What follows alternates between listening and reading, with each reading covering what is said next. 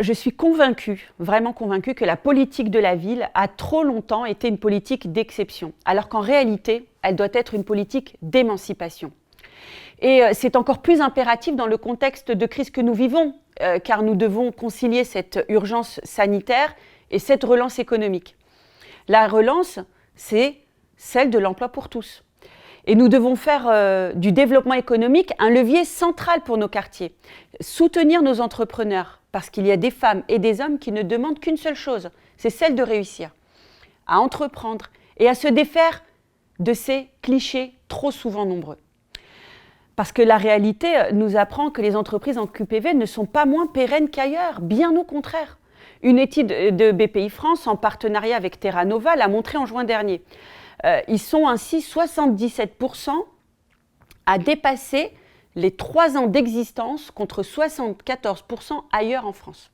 Donc cela veut dire que financer et accompagner un entrepreneur dans un quartier prioritaire, ce n'est pas plus risqué qu'ailleurs. C'est surtout faire ce pari de l'égalité des chances et c'est investir sur l'humain, sur les compétences, sur la créativité. Et vous tous qui participez à cet accompagnement, à la création d'entreprises, vous le savez mieux que quiconque. Grâce à votre expertise, à votre qualité d'écoute, à la mise en réseau, vous rendez possible cet entrepreneuriat pour tous.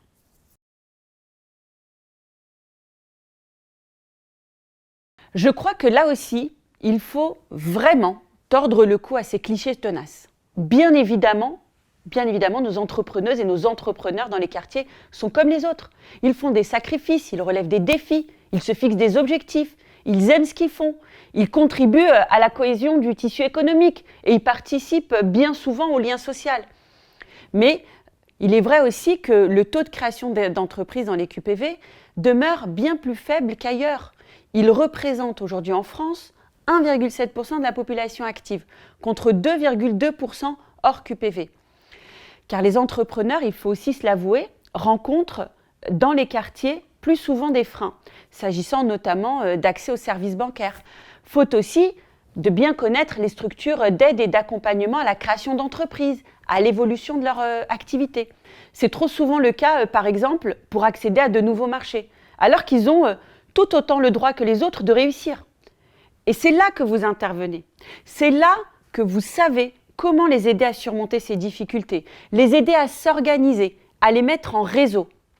Une chose est sûre, nos entrepreneuses et nos entrepreneurs dans les quartiers sont déterminés.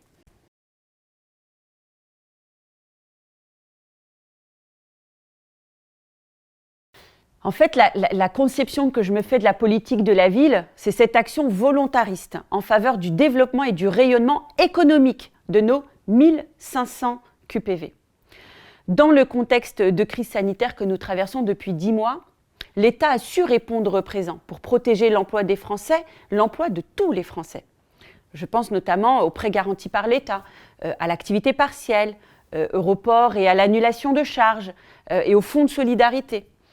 Et justement, alors que le président de la République a dû annoncer des décisions difficiles, mais néanmoins nécessaires, nous continuons de nous mobiliser pour nos entrepreneurs des quartiers.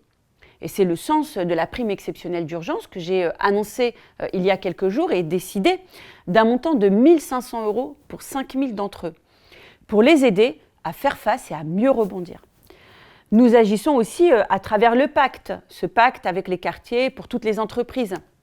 Je pense vraiment que c'est un dispositif innovant, que c'est un nouveau levier en faveur de l'attractivité des quartiers. Et cette mobilisation pour l'emploi dans les quartiers est d'autant plus cruciale dans la crise sanitaire et économique que nous vivons. En tous les cas, mon ministère est pleinement mobilisé pour relever ces défis et j'en profite pour saluer tous les partenaires avec lesquels nous travaillons en confiance, dont BPI, que ce soit dans le cadre de Cap Créa ou même du prix Talent des Cités.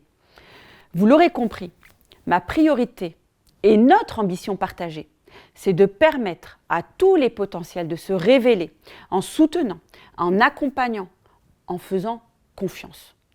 Nos quartiers ont besoin de nous, mais je suis totalement convaincue que nous aussi, nous avons besoin d'eux.